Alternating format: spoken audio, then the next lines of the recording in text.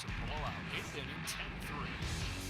Bases are loaded for Verlander, who waits on a 3-0 pitch. He swings, and it's a high fly ball. Deep center field. It is gone. Home run. And a huge bat flip to celebrate. All right, Ben, start the show already. What is up, everybody? Welcome into another episode of Flippin Bats, and we have a great guest for you today. You could say this guy is the best pitcher in Major League Baseball right now, and you couldn't be proven wrong. Tony Gonsolin of the Los Angeles Dodgers is about to join me here in a second to talk about the incredible year he is having, his journey to the big leagues, his love of cats, and even stuff he's learned from legends of the game and in the rotation that he's a part of, like Clayton Kershaw. So I'm excited for you guys to hear this conversation. I am pumped to welcome in now Tony Gonsolin. Thank you so much for joining me, man. I appreciate it. Yeah, Ben, thanks for having me. Of course. Hey, I want to go back in time a little bit before we talk about now and your big league career and sort of where it all began. When did you fall in love with the game of baseball? I know you're a kid from up near San Francisco. How'd you fall in love with the game of baseball? I think I always liked it. My older brother played, so I kind of followed in his tracks. But there's definitely pictures of me like 2-3 years old with a little wiffle ball bat in my grandma's backyard. My mom tells me all the time that she used to like throw to me and watch me try to hit it, I'm sure. But yeah, kind of just followed my brother's footsteps and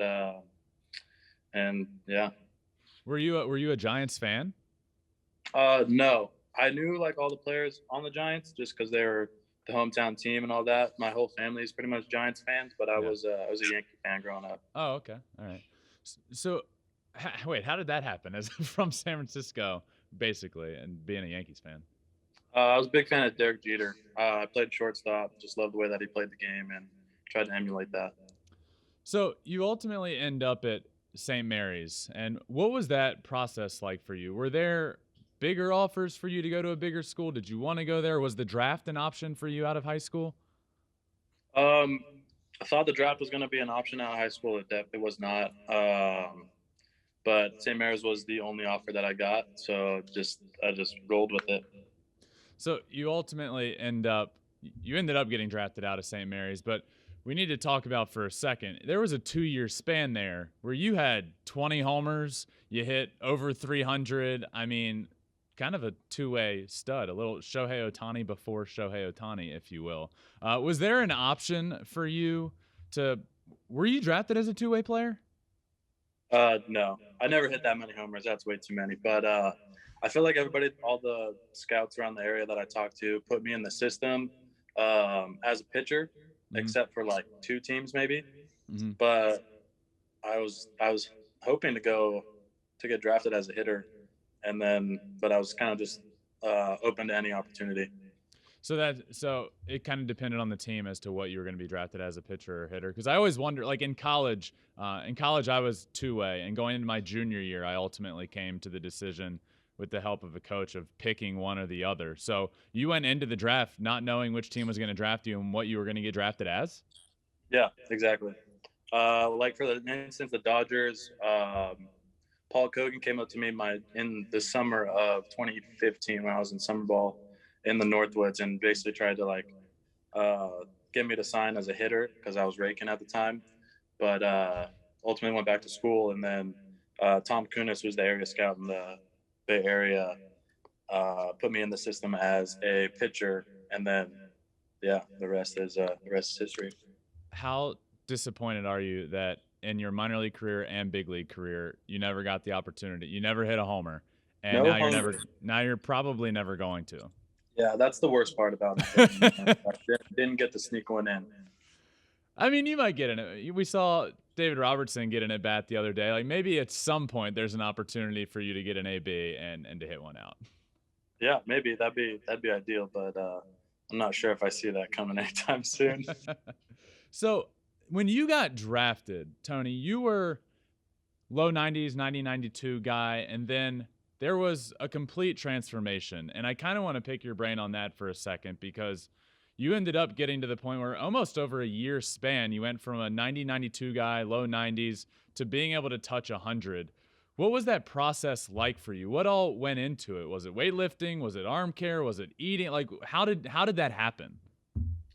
Yeah, so I know in college, I'm pretty sure I touched 95 like one, maybe twice, throughout my senior year. I don't even think I got close to it before that. But yeah, coming into pro ball, being a pitcher only, I think helped a lot. Coming into the Dodgers organization and them kind of getting more specific with the workouts and just how I would prepare my body before every game and all that stuff, and solely focusing on pitching, I think helped a lot. Yeah, true. So then it's almost been 3 years to the day, by the way, that you get the call up to the big leagues in 2019, which is awesome. And I like to ask guys this because, I was close but never got the call that every kid dreams of. What was that moment like for you in 2019 when you got the call that you were going to be a Major League Baseball player? Take me through that time. Uh, yeah, I feel like we lost in OKC that day because I feel like the like morale was pretty low for some reason after the game. But yeah, I got called into to Travis's office, Travis Barbary, and he basically was just like, "Hey, I think it was like a Sunday. He's like, hey, you're gonna pitch on Wednesday. You're gonna go up. Your flight's tomorrow. Yada yada yada." And I remember coming out of the office and not really knowing how to react because I'm pretty sure we just lost because it was a little bit of like a sad atmosphere, I guess. But yeah, I feel like it turned around and yeah, I don't know. And then the next thing I know, I was in Arizona and seeing all the guys. I feel like none of them really remembered me except for some of the pitching guys and then JT. But yeah. So you walk out of the manager's office in a somber, and you're like, I don't know how to contain my emotions right now. Who was your first phone call once you got the call to the bigs? I called my mom first. Yeah. That's awesome. First Did she phone cry? call, called my mom. No, she was just happy. Said congratulations that I've earned it, deserve it, all this stuff. But yeah, she was the first one. That's so cool, man. So then you get to the big leagues. Your first outing in the bigs, was one of the unluckiest, unluckiest innings I've ever seen. But take me through your emotions getting ready to come in for your first outing in the big leagues. Was it more nervous than you've ever been? Was it all business? What was going through your mind for your first outing?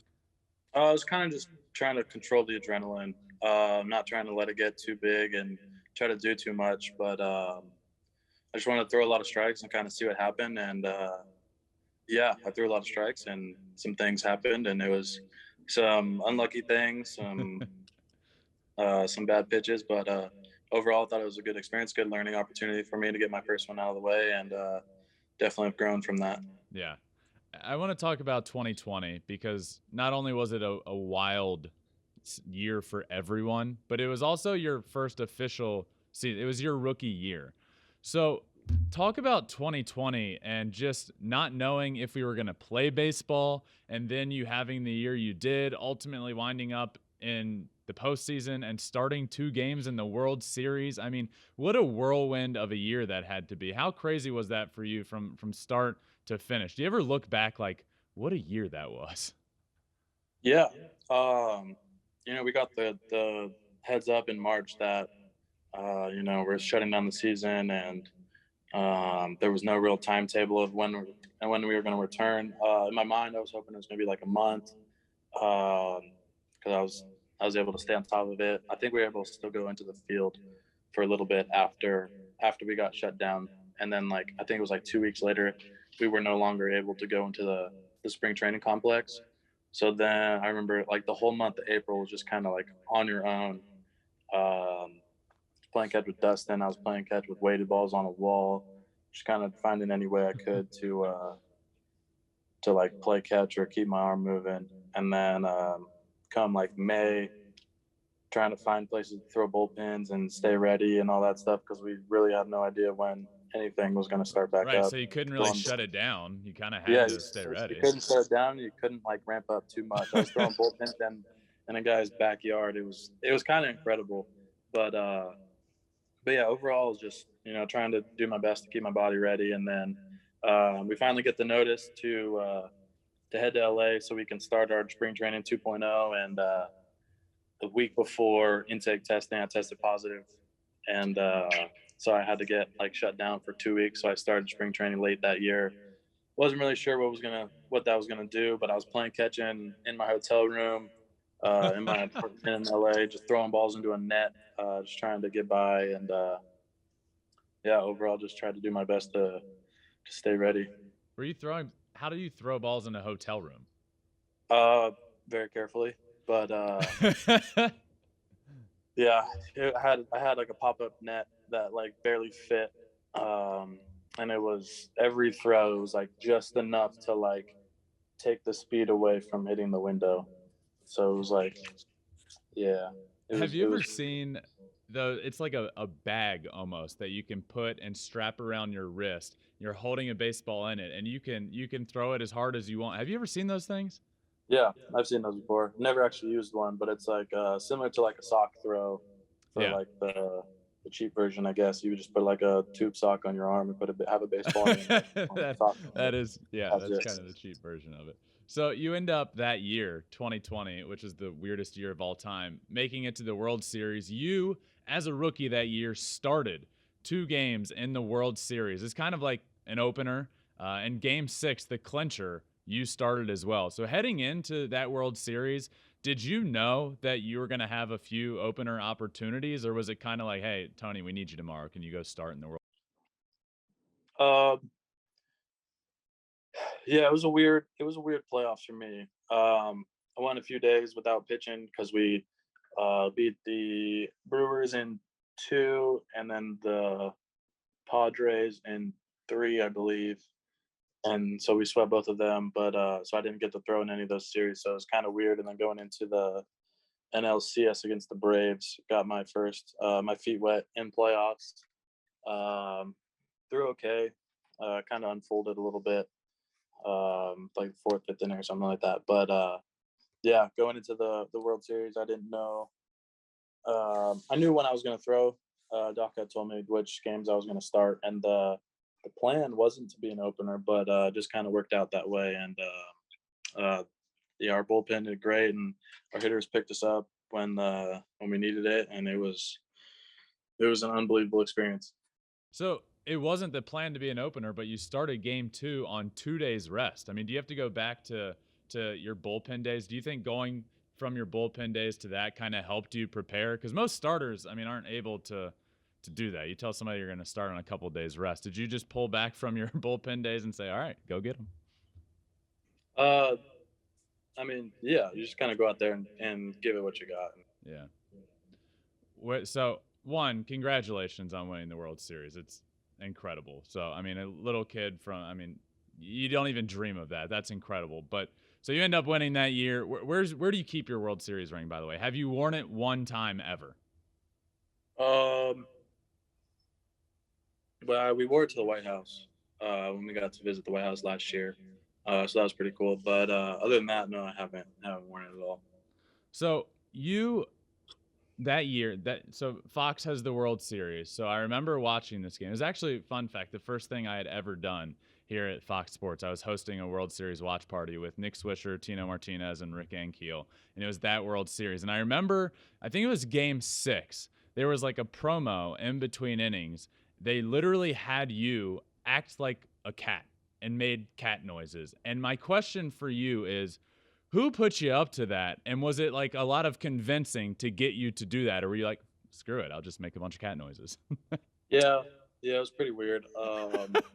Before the first game of the World Series, there's an off day, and during that off day, we do our media stuff.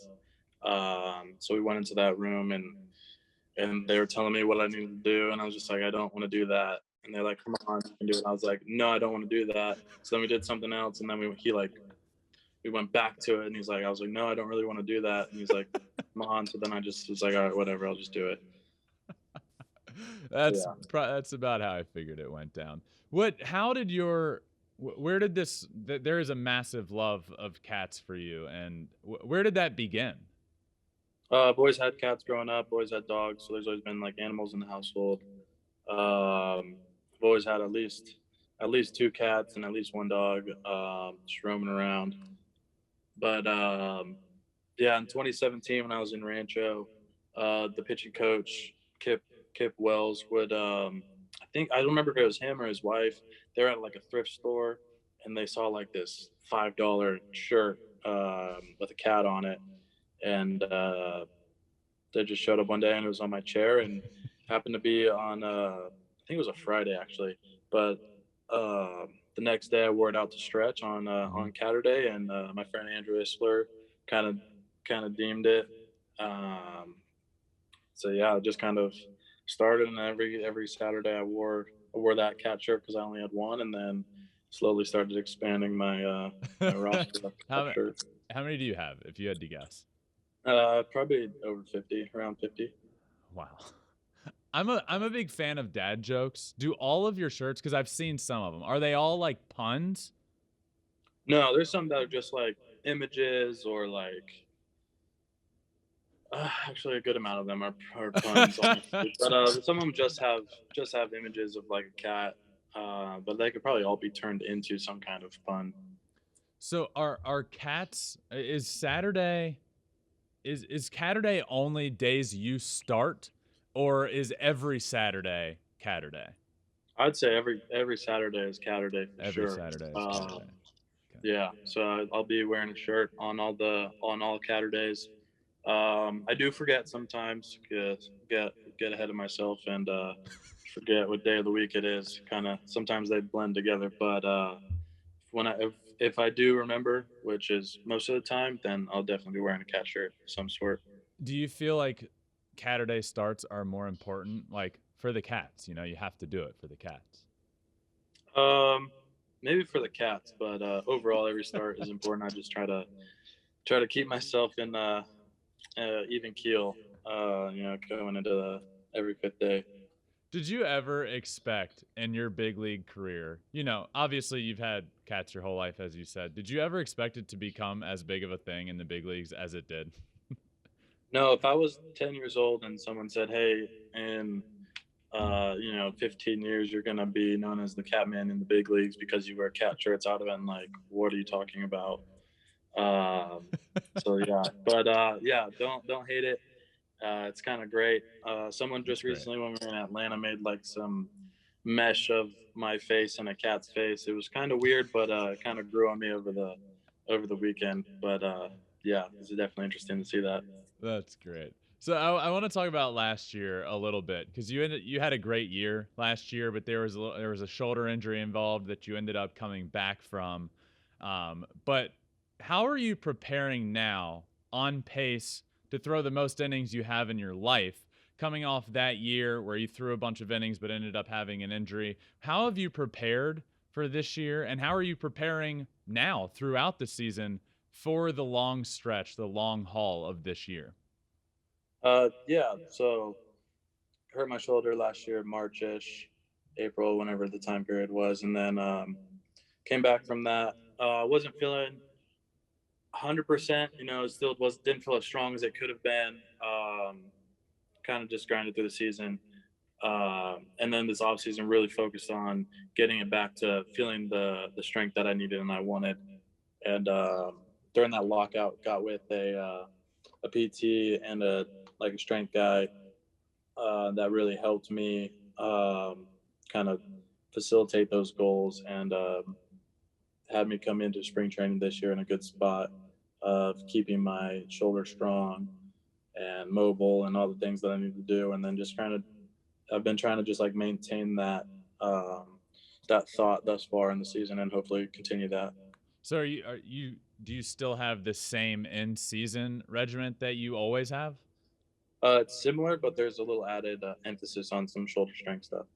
Okay. So now here we are in 2021, and one, congratulations on the year you're having. It's awesome, and I'm so pumped for you, and it's a lot of fun, honestly, to watch you take the mound every fifth day. And this is kind of the first year that it's like, hey, you're gonna take the ball every fifth day. There's no relieving option involved. Like, you're taking the ball every fifth day. What has this season, is there anything different this year that you're doing from years past? Like this off season during the shutdown, is there anything this year that you're focusing on or that you focus on the mound, whether it be mechanically, the way you prepare? Has anything changed this year from the last few?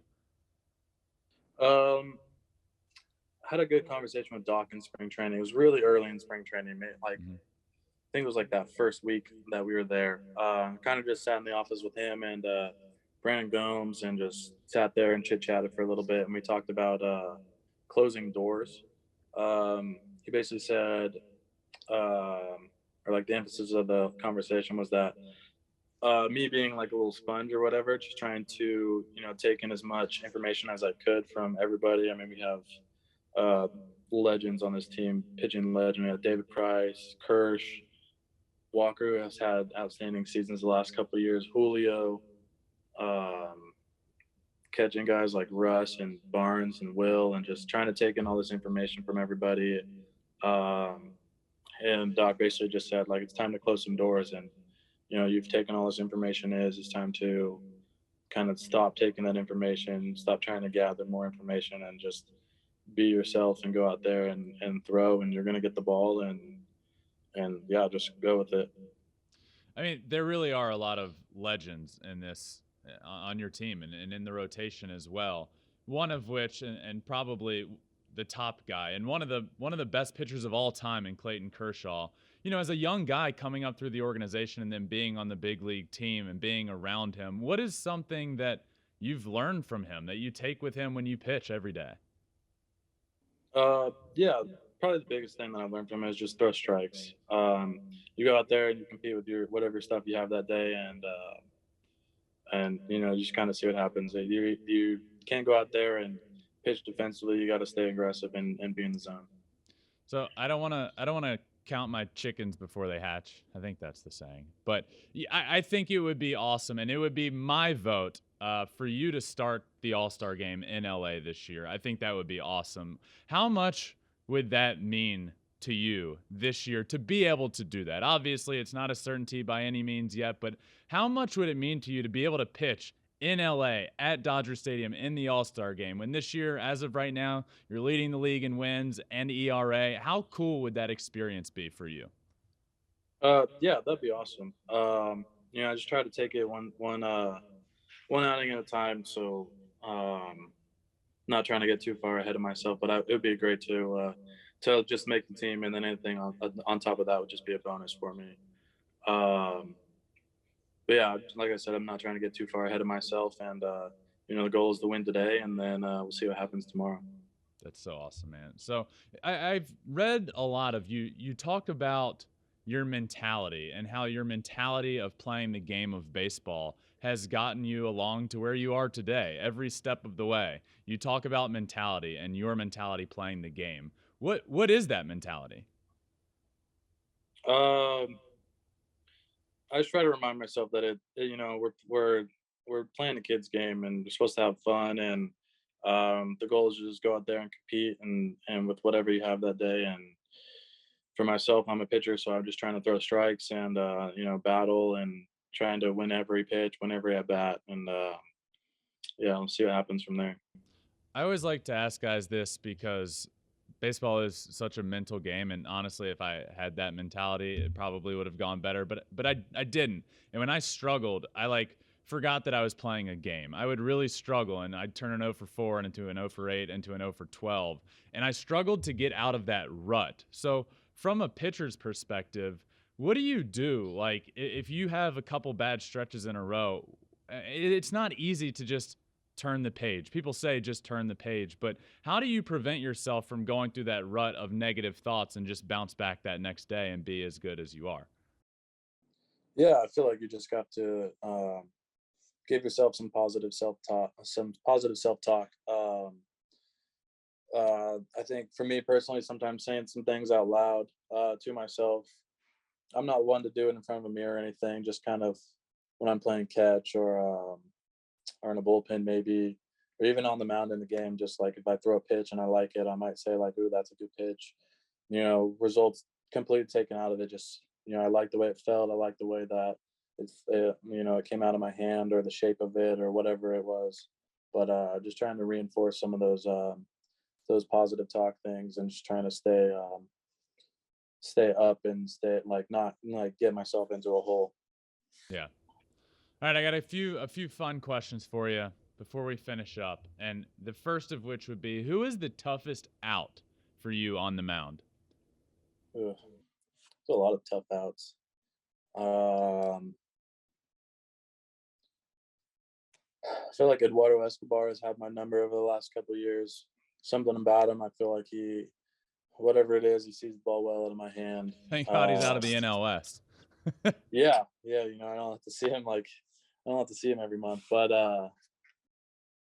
yeah, the Mets were just in town, and I had to face them again, and some of those memories came back of some ABs that I've thrown against him previously, and just trying to go out there and change the script a little bit and see if we can get him out. Outside of the game of baseball, who has been the biggest influence on you and your life? Outside, I've had a close family friend, Scott McCrary. He played a little bit, I believe, AAA with like the Mets. But yeah, he's probably been my biggest, one of my biggest influences outside of baseball, as well as like a little bit of carries over into the baseball life. But him being probably the biggest one outside of my direct family, and then my brother probably just overall the biggest influence in my life outside of baseball. Okay, on the Dodgers staff, so including yourself, who is the funniest of you guys? The funniest? Just the pitchers or everybody? Yeah, we can go. We'll stick with pitchers, but we can go the staff. Of not just starting rotation. So we'll take all pitchers into account here. Who's the funniest of the bunch? Oh man, I feel like Phil's making me laugh all the time. DP, Kirsch. I feel like there's a lot of funny guys. I feel like when we all get together, it's just a good time. Yeah, I don't know if there's any single person, but I feel like everybody is funny in their own way. Is there a most serious one? Like one, not one sticks out for funny. Is there one that sticks out as like, this is the most serious guy?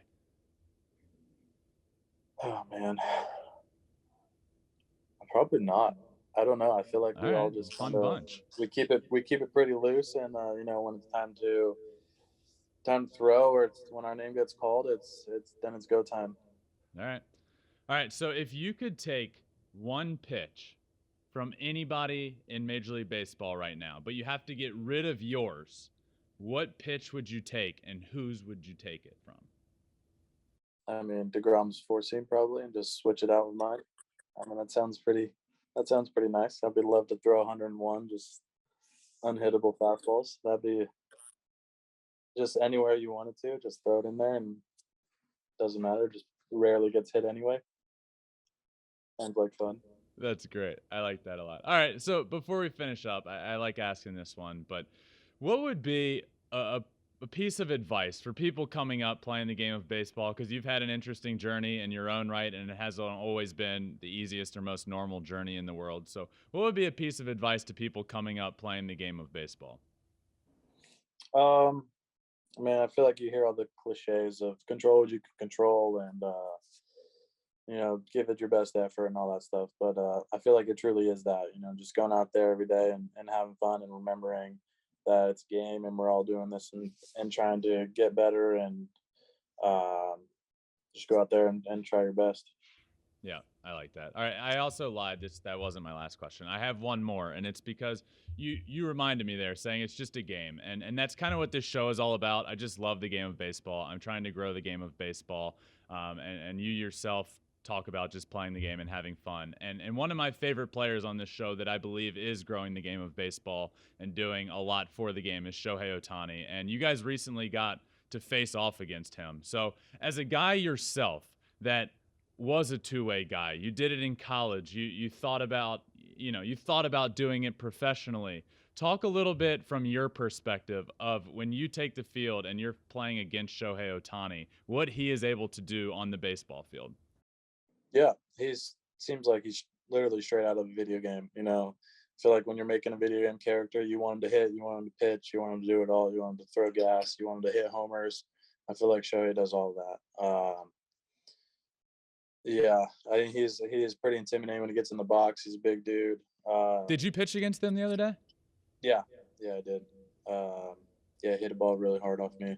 I thought it was hit off the end of the bat, and I look up and it was like 114. I was like, okay, yeah, I guess that was not off the end, but you got the win though. Yeah, luckily nothing came of it. I think Will threw him out, so that worked out. But yeah, I think he's straight out of the video game, and I wish him the best. And it's really fun to watch him play. Well, Tony, I wish you the best, man. Thank you so much for coming on for a little while and talking about the game and your journey. I really appreciate it. You're forever a friend of Flippin' Bats Pod, my friend. So thank you so much for joining me. Good luck the rest of the way, man. It truly has been a blast to watch you this year. Awesome. Thanks for having me. All right, I just wanted to thank again Tony Gonsolin for joining me. What a blast of a conversation. I really enjoyed all the conversation about cats. I mean, he really is the biggest cat guy on the planet, but I didn't know Catterday was a thing, and I mean, it goes deeper than I even knew it did. But that was an absolute blast. Tony Gonsolin is, this year, you can't argue with it. He's been the best pitcher in all of Major League Baseball. So to have him on Flippin' Bats has been a blast for me. I hope you all enjoyed it. It would be really cool to see him just down the road here in Los Angeles start on the mound for the National League in the All-Star game. That would be really cool. So I hope you all enjoyed that conversation. I sure did. Thank you for listening. This has been another episode of Flippin' Bats. Make sure you're downloading and subscribing wherever you're listening right now. Hit that subscribe button. It really helps. Apple, Spotify, Google, all that good stuff. We're also on all social media: Twitter, Instagram, Facebook, TikTok, at Flippin' Bats Pod. You can also watch every episode on YouTube at Flippin' Bats Pod as well. But that'll do it. I will see you all tomorrow for another episode of Flippin' Bats. Peace out, my friends.